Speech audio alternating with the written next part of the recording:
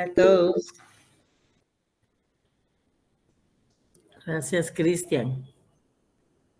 Buenas tardes a todos. Habemos 37 conectados. ¿Así se han estado conectando, compañeros? ¿Esa cantidad? ¿Tienen ustedes clases todavía en los otros cursos? Sí, licenciada, fíjese que ¿sabe qué es lo que pasa? Que es Sí, con usted la única puntual. Con los más licenciados comenzamos más tarde. Me imagino que los demás compañeros han de pensar o se han de atener a eso. Y por eso se van conectando más tarde. Muchísimas gracias, Dixon, por su aclaración. Entonces, ¿qué? Esperamos unos 5 minutos. Ahorita ya van 40, son las 17:35. Hoy, como es repaso, pues también es corta la plática, ¿verdad? Así terminamos el jueves. Si quieren... Lick. Muy buenas tardes, licenciada. Gusto saludarla y a los compañeros también que ya están conectados. Buenas tardes, Lick. Mucho gusto. Sí, Ligda, creo que comparto la misma opinión con Dixon. Ajá. La situación es que los horarios de los otros catedráticos es más tarde, entonces los compañeros seguramente se atienen a la programación o la costumbre, digamos, ¿verdad? Gracias por la aclaración, Lick. Pues no sé. ¿Y a qué hora inician generalmente? ¿Como a las de los cuartos o como la cosa?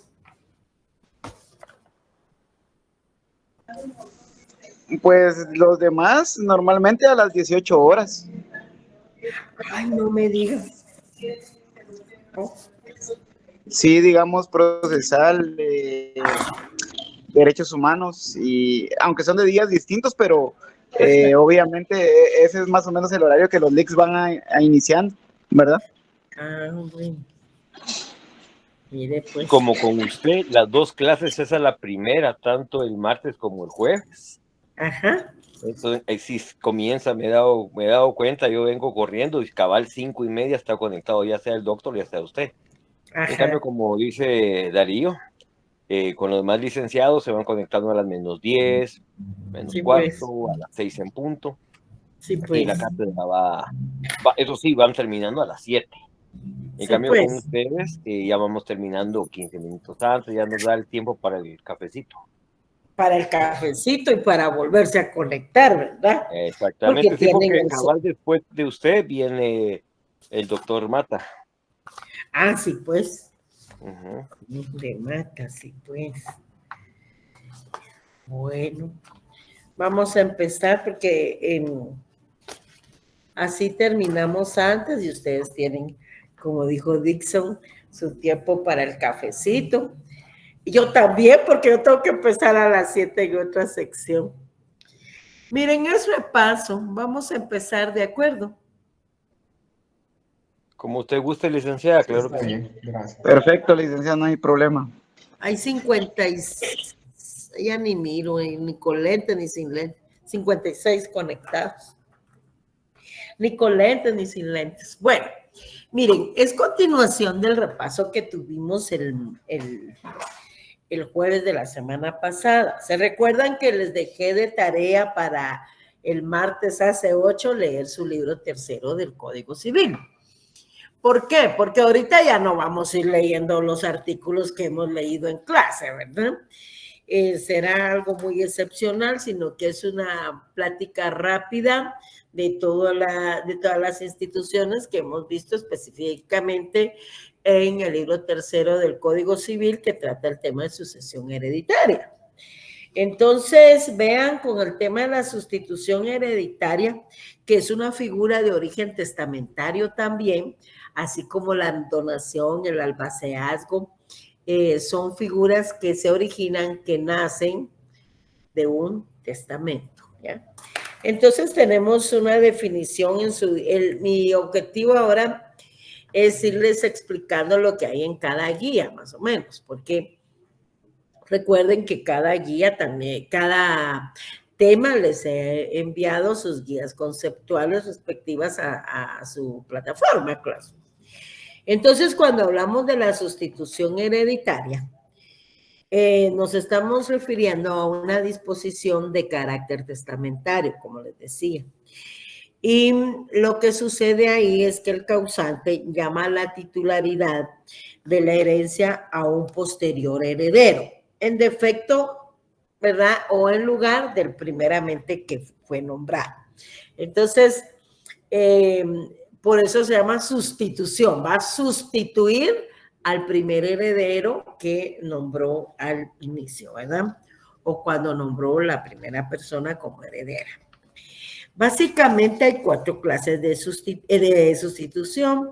Hay una sustitución vulgar o directa, hay una sustitución pupilar, hay una sustitución ejemplar o cuasi pupilar y hay una sustitución fideicomisaria, oblicua, gradual o indirecta.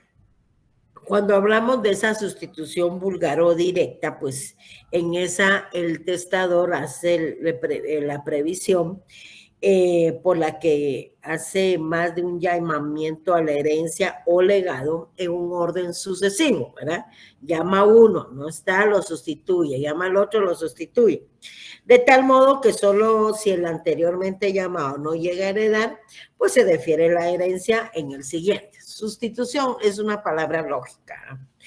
Hay una sustitución de carácter pupilar. Esa la realizan los padres y demás ascendientes para las personitas menores de 14 años, previendo que mueran antes de llegar a esa dicha edad, ¿verdad? Y hay una para los mayores de 14 años que se llama sustitución ejemplar o cuasi pupilar. Luego tenemos una sustitución fideicomisaria, oblicua, gradual o indirecta. En esta, la herencia se transmite al sustituto, indirectamente a través del instituido o primeramente llamado, ya que en esta sustitución, pues existen varios llamamientos efectivos, no eventuales, como sucede en la sustitución vulgar. En cuanto a la aceptación y renuncia de la herencia, pues cuando estamos de acuerdo y conformes estamos de acuerdo y conformes estamos de acuerdo y conformes e interesados en la herencia, pues hacemos una declaración expresa o tácita, porque las formas de aceptación de la herencia en nuestra legislación son tácita, expresa y bajo beneficio de inventario, ¿verdad? Entonces está de acuerdo en tomar para sí la herencia con todos los derechos y obligaciones que conlleva dicha sucesión. Les decía que hay una sucesión expresa, esa se manifiesta ante juez o se pide la posesión de los bienes o bien se utiliza el título de heredero en instrumento público. En la tácita, pues el heredero entra en posesión de los bienes o practica actos que no tuviera derecho si no tuviera el título de heredero. Y hablamos de una aceptación bajo beneficio de inventario. Ahí la tienen en su guía conceptual número 14.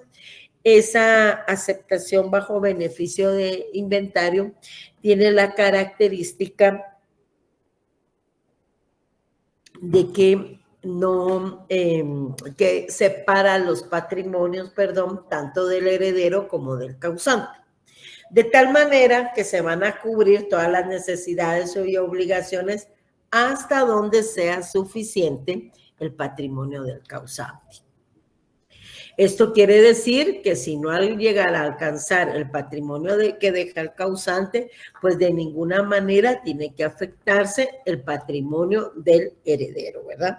Por eso acá tenemos que es una modalidad de la aceptación sucesoria autorizada en la ley, por cuya virtud se establece la separación de patrimonios, limitándose la responsabilidad del heredero por las deudas y cargas de la herencia a los bienes que integran el activo de la sucesión.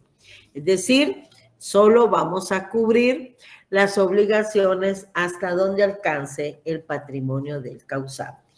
De ahí el nombre, que sea una aceptación bajo beneficio de inventario, ¿verdad? Tenemos entonces que el término para la aceptación, si el heredero se encuentra dentro de la República, será de 6 meses y si se encuentra en el extranjero será de 1 año. Estos términos aplican también para el tema de la renuncia, que ya vamos a ver. Pero además de eso, tenemos un plazo especial en el artículo 1038, cuando alguien tiene interés en que el heredero declare si acepta o no, o si acepta o renuncia a la herencia. Entonces, ¿qué sucede? Acuden ante un juez pasado 9 días de la apertura de esta, y el juez fija un plazo no mayor de 30 días para que el heredero haga su declaración, bajo apercibimiento de que si no lo hace, pues se tendrá la herencia por aceptada, que este es el caso que sucede cuando hay acreedores interesados en que se les cumpla con sus obligaciones y el heredero tal vez no quiere asumir esa responsabilidad por temor, ¿verdad?, que no vaya a alcanzar o que le vayan a tocar su patrimonio, lo cual no es posible legalmente. Entonces, tal vez por eso evita, pero el acreedor interesado puede realizarlo de esta manera. El efecto principal de la aceptación de la herencia es que el heredero es propietario de la herencia, ¿verdad? Y que la herencia que se instituye a favor de personas jurídicas, menores e incapacitados, pues será aceptada por sus respectivos representantes legales, ¿verdad? En el caso de la persona jurídica, pues sabemos que es esa colectividad y que debe tener un representante legal para poder ejercer sus derechos y cumplir con sus obligaciones. Y en los casos de los menores de edad o incapacitados, ahí pues sabemos que el representante legal, o sea, llámese padres o llámese tutores, pues es quien asumirá la obligación porque ellos todavía no tienen capacidad de ejercicio. En la renuncia de la herencia, compañeros, tenemos que es el rechazo que se hace a la herencia o bien la no aceptación, ¿verdad? Que sea para una herencia o también aplicar legal. La renuncia, al contrario de la aceptación, pues la renuncia solo puede ser expresa y por escrito, ante el juez o por medio de escritura pública, que también es por escrito, pero se realiza ante notario. El plazo para la renuncia de la herencia es el mismo de la aceptación, de acuerdo al artículo 1034. Y entre los efectos está que, por ejemplo, hay una renuncia de la herencia en perjuicio de los acreedores y el que es llamado a una misma herencia por testamento o intestado, si renuncia a la una, pues se entiende que renuncia a las dos, entre otros, ¿verdad? Ahí tienen en su cuarta columna de la guía número 16 los efectos de la renuncia a la herencia con su respectivo fundamento legal. Entonces, no acepta la herencia, no acepta el legado, ¿ya? ¿Hay alguna duda hasta el momento? ¿No? ¡Yujú! ¿Están en clase, muchas? Estamos muy claro todo.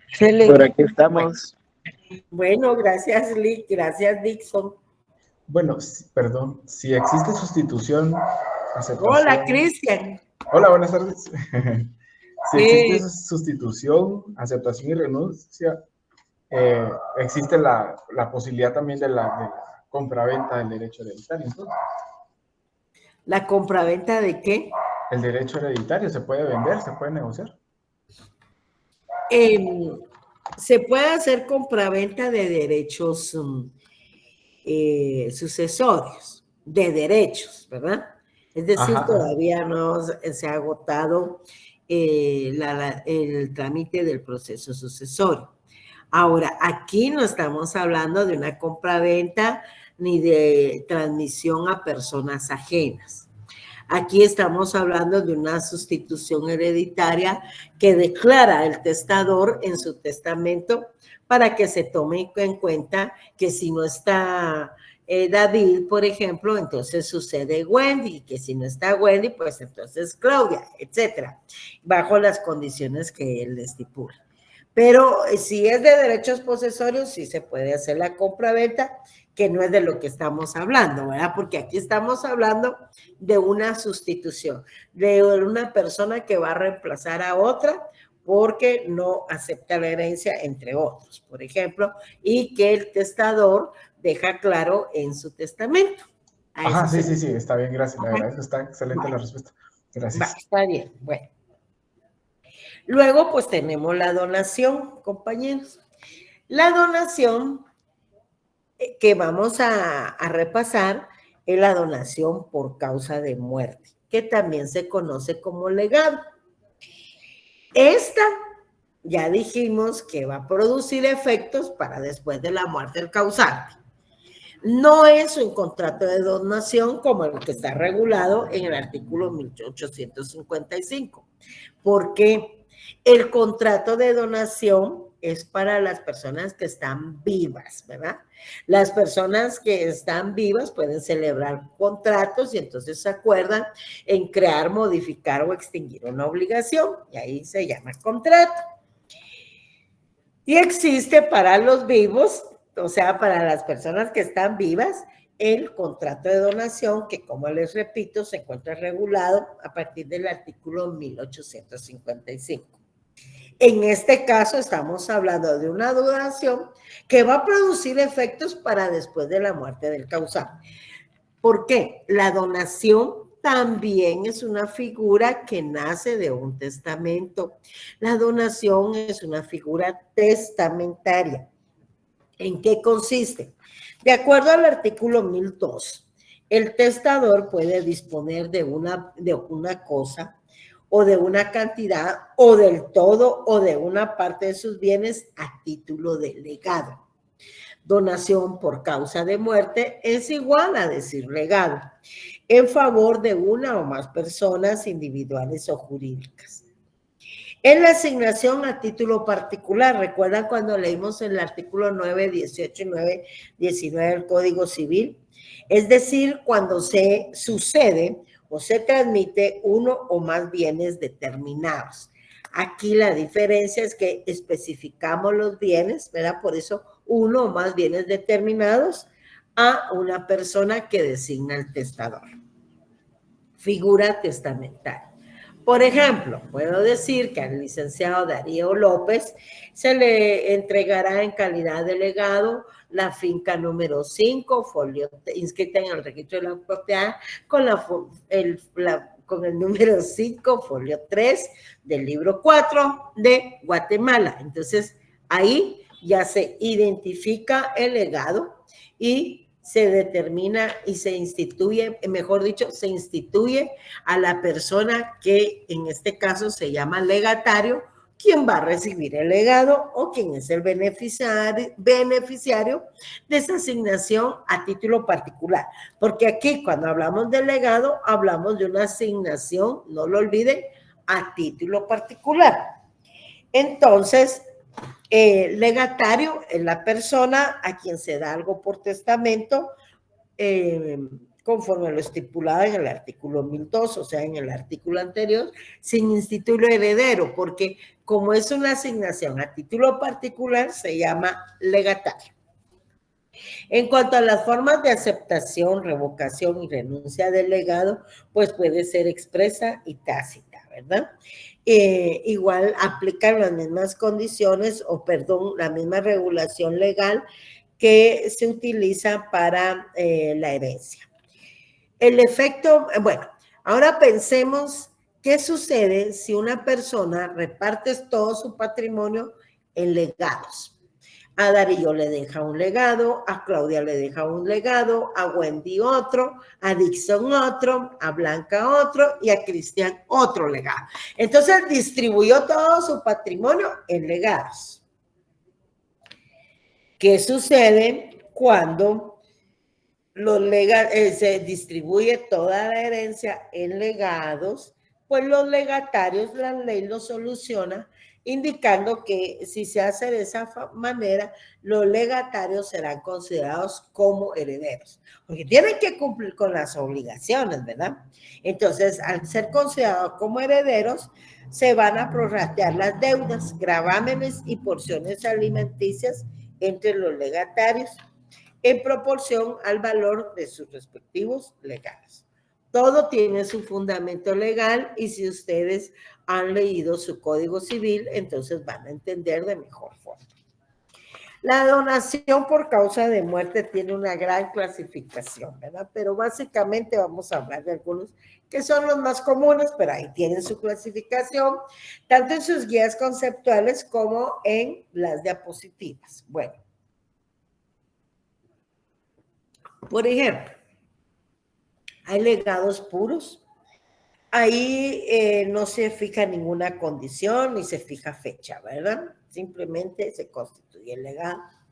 Pero a veces hay legados condicionales en donde se indica que la efectividad va a depender de ¿qué? De la realización de un acontecimiento futuro e incierto, porque la condición es futura e incierta.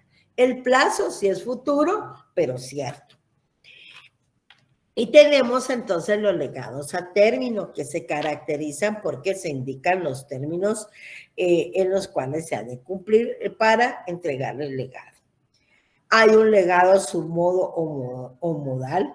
Aquí se ordena el legado estableciendo el fin u objeto por el cual se hace, ya sea por el cual se hace lo que implica por regla general ahí un gravamen carga para el legatario. Pero hay legados causal o demostración también, con demostración. En primer lugar tenemos ese legado causal. Ahí el testador ha expresado la razón que tuvo para hacer el legado, que generalmente tiene el propósito de recompensar beneficios y servicios prestados. En cambio, en el legado con demostración, ahí lo que se hace es indicar alguna señal, circunstancia o aditamento que lo designa o lo hace conocer para facilitar su identificación, ¿verdad?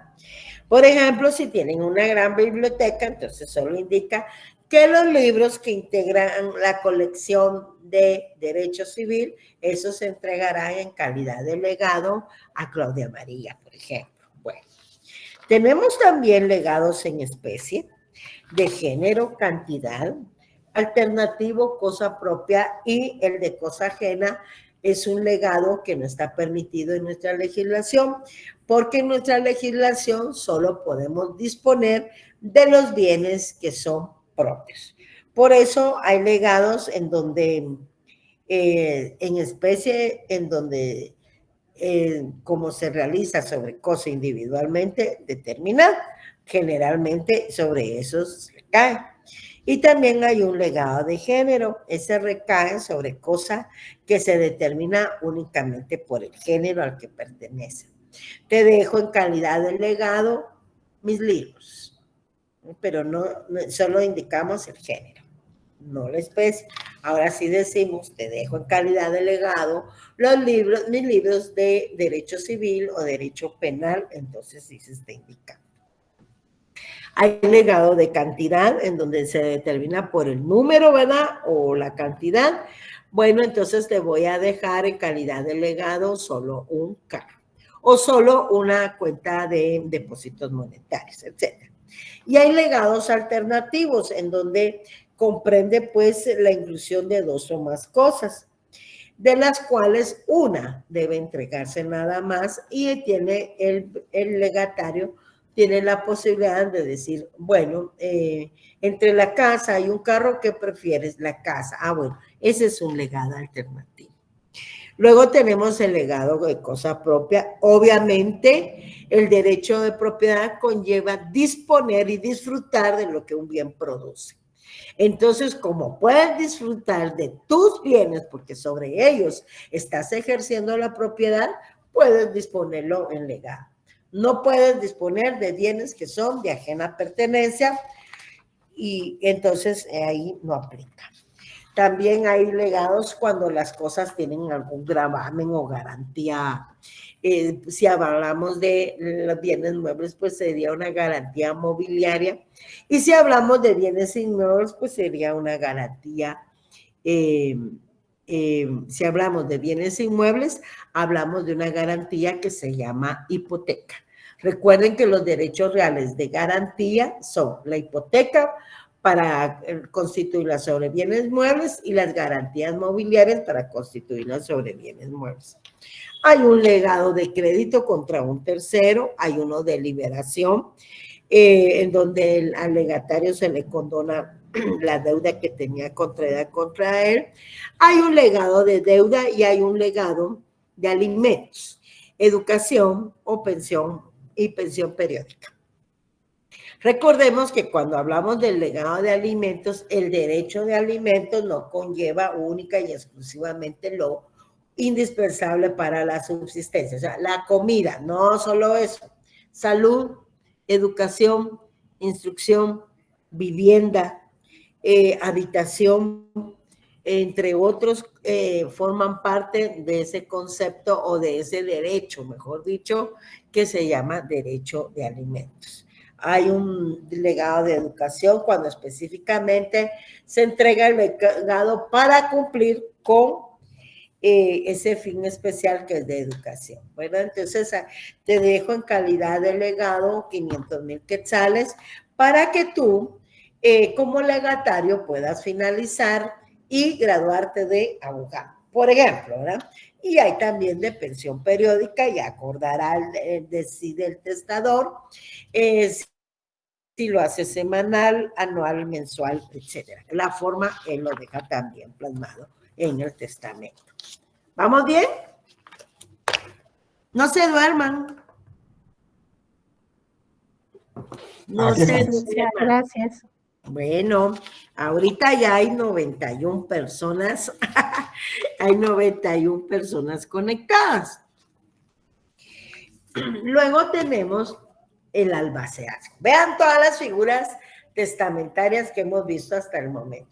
La sustitución hereditaria, la donación por causa de muerte y ahorita otra, el albaceazgo o ejecución testamentaria, que es otra figura testamentaria, repito, en donde el testador designa a una persona de su confianza para que cumpla con su última voluntad. A eso se refiere. Por eso que es que en primer lugar tenemos que el albacea es una persona designada o nombrada por el testador o el juez, que ya vamos a ver en qué casos hay un albacea judicial, ¿verdad? ¿Para qué?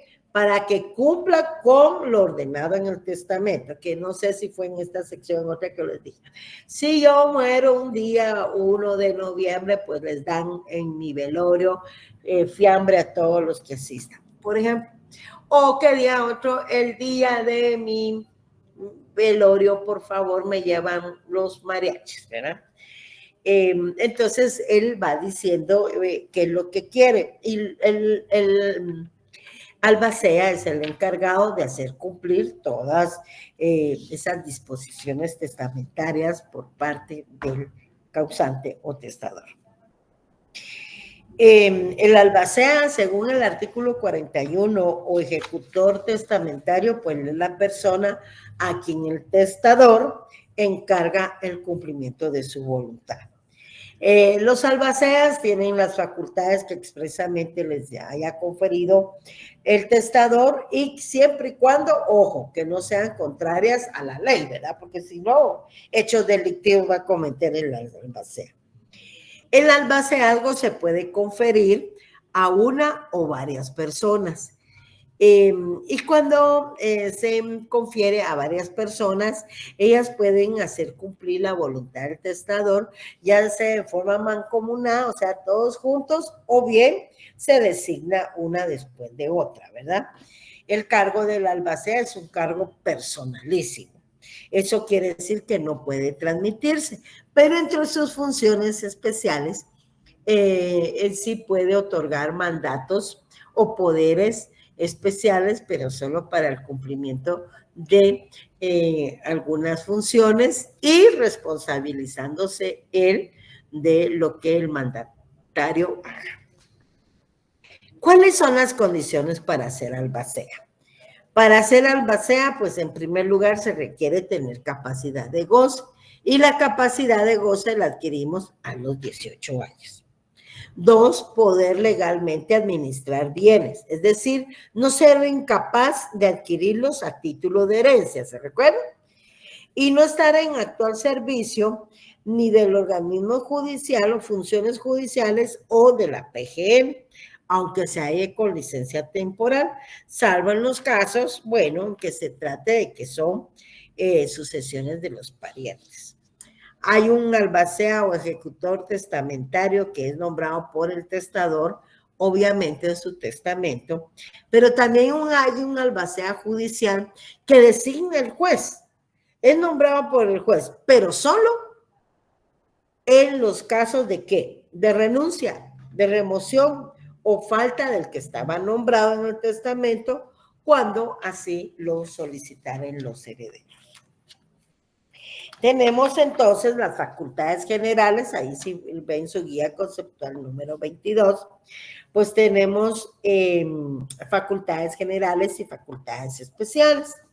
De las especiales, pues les comentaba hace un momento que pueden otorgar poderes especiales en relación a los actos que le competen, pero deben ser siendo personalmente responsables por los actos del mandatario. O sea, la responsabilidad recae sobre el albacea. En el artículo 1050 tenemos las facultades de atribuciones de los albaceas, además de las que designa el testador y, como repito, siempre y cuando no sean contrarias a la ley, ¿verdad? Porque si no, le va a dejar un montón de actividades que van a ser hechos delictivos y el albacea preso va a ir a parar, ¿verdad? No. En primer lugar, pues tiene que disponer y pagar los funerales del testador, como el ejemplo que les puse, con arreglo al ordenado por este, y también de acuerdo a las costumbres del lugar y las posibilidades de la herencia, ¿verdad? Porque si no alcanza, pues tampoco podemos llevar 5 horas de mariachi, por ejemplo. Y tampoco no va a alcanzar para darle fiambre a todos, entonces les vamos a dar pan y café, nada más.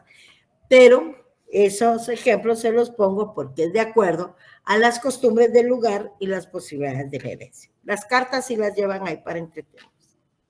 Luego deben hacer las gestiones necesarias para la inmediata seguridad de los bienes, porque esa es la función del albacea, ese es el objeto, ¿verdad? No que ahí están los bienes y que miren cómo se hacen y unos hasta se están matando por otros. No, el albacea va a ordenar, va a proporcionar, va a hacer todas las gestiones necesarias para asegurar los bienes, porque recuerden que una de las funciones especiales del albacea es precisamente hacer la partición de la herencia.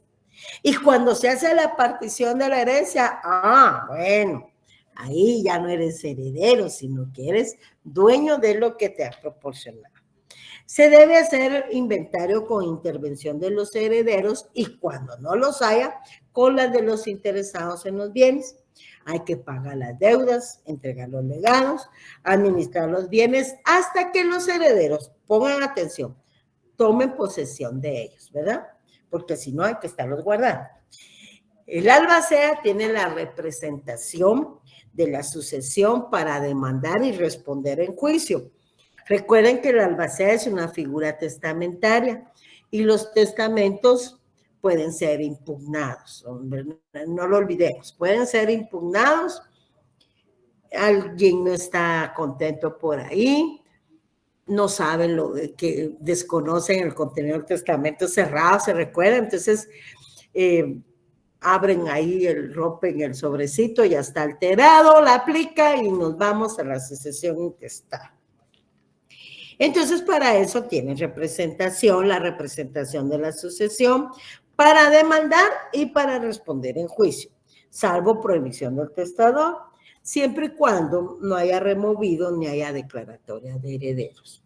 Y luego, pues tenemos las facultades especiales en que ya les comenté, pueden otorgar poderes especiales y deberán hacer la partición de la herencia inmediatamente al ser aprobados el inventario y la cuenta de la administración. ¿Y qué les prohibido al albacea? Pues durante el ejercicio del albaceazgo y mientras no estén aprobadas las cuentas de la administración, no puede adquirir ni por sí mismo ni por medio de otra persona bienes de la testamentaria, ni créditos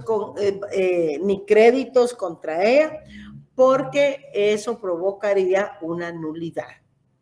El plazo, el albacea, a quien el testador no haya fijado un plazo, pues deberá cumplir su encargo en 1 año, contado desde su aceptación o desde que terminen los litigios que se promovieron sobre la validez o nulidad del testamento o de alguna de sus disposiciones. Porque también no es solo impugnar todo el testamento, sino que alguna disposición del testamento. Ahora bien, si el testador quisiera ampliar el plazo legal, deberá señalar expresamente el de la prórroga. Y si no lo hubiera señalado, pues entenderá prorrogado por el plazo de 1 año, si no hubiera indicado. Ahora, si transcurría esa prórroga, tampoco se hubiera cumplido con la voluntad del testador, entonces el juez puede conceder otra por el tiempo que fuere necesario, de acuerdo, atendiendo las circunstancias que motiven esa situación. El albacea puede ser removido del cargo. ¿Por qué? Por negligencia. Bueno, no está cuidando los bienes. Entregó una casa y se está quedando dio una casa en arrendamiento y se está quedando con la renta, por ejemplo. Hay abuso o está malversando, ¿verdad? Entonces, a petición de los interesados en los bienes, se solicita su remoción. Eso se hace ante un juez. Ahora, ¿cuándo termina normalmente el cargo de albacea? 1, por la muerte, pues ni modo. Entonces, ya se nombrará el quien lo reemplaza. 2, por imposibilidad, por renuncia, remoción y por vencimiento del término señalado por el testador, la ley y en su caso por los interesados. El albacea que no fuera heredero o legatario, pues tiene derecho a percibir sus honorarios por el trabajo que se realiza. Ahí hay un margen del 2% hasta el 5%, de acuerdo a lo estipulado en el artículo 1063. ¿Hay alguna duda o comentario? Es un repasito, sí. Ya sé que están cansados, ya sé que no muy les gusta. ¿Alguna duda? Habemos conectados 98 personas. Hola. No, licenciada. Todo bien, Lica. Todo bien, licenciada. Me quedé tranquila porque pensé que solo hablaba con la computadora. Bueno, este resumen lo hago en primer lugar para que vean ustedes el porqué de cada guía conceptual, ¿verdad? Y que de alguna manera, como es una guía, pues sirve de orientación para que ustedes pongan atención en lo fundamental. Eso es lo que pretendo. 2, pues, auxiliados de su guía, toman su código civil y se ponen a leer los artículos, por favor. Yo espero que hace 8 días ustedes cumplieron con la tarea, ¿verdad? Porque les dejé como tarea la lectura del 3er libro del Código Civil. Nuestro examen, amigos, se realizará el día miércoles. Oigan, no se vayan a confundir con que martes y jueves. No, ese día será miércoles 22 de noviembre. Vamos a realizar nuestro examen final a las 7 de la noche. ¿Eh? Entonces, no olvidar que no va a ser ni martes ni va a ser jueves. Será miércoles 22 y que no será a las 5:30 ni a las 6, sino que a las 7 de la noche. Ahora me quiero quedar con los compañeros que tengan pendiente todavía el tema de sus notas pendientes, porque eso sí quiero arreglar, no quiero expediente, aunque dicen que sí lo están atendiendo a uno en el bufete popular, pero como hay que hacer expediente, por favor, compañeros, ya revisaron si les aparece su respectiva nota y si no, vuelvo a apuntar, no hay problema, que vuelva a chequear. Ya chequearon los que no consignaron su número de carnet o nombre. Si no lo consignaron, ya chequearon que les aparezca su nota. Por favor, pongan atención porque ahorita todavía puedo tener acceso sin mayor problema al sistema. Pero después de que hagamos nuestro examen final y se reporten las notas, tendrá que hacerse por medio de expediente. ¿Hay alguno con ese problema? ¿Ya chequearon? ¿Ya aparecen todas? Pregunto, chicos. No hay ningún problema. ¿Sí, Yasmín? ¿Qué tal, licenciada? Muy buena tarde. Aquí solo confirmándole de que la compañera Beverly ya tiene bien su nota. Muchas gracias. Ah, tan linda, usted siempre apoyando a sus compañeros. ¿Beverly era solo un examen o era el de 2? Porque no sé si Era solamente el del primer parcial. Ah, vale. Entonces, como usted me pidió que le recordara, pues aquí estoy. Tan linda. Muchas gracias, muy amable, Yasmín. ¿Alguien más? Bueno, estemos atentos. El día jueves vamos a tener un repasito de lo que nos queda pendiente, ¿verdad? Y si ustedes tienen alguna duda, pues entonces me lo hacen saber el día eso. Quienes tengan problemas con sus notas todavía, me lo vuelven a decir el jueves para que estemos todos ya en orden y con el problema solucionado. Tengan buena noche, mucho gusto. Nos vemos jueves. Gracias por su atención. Feliz noche, licenciada. Gracias. Feliz noche. Feliz noche. Feliz noche. Feliz noche.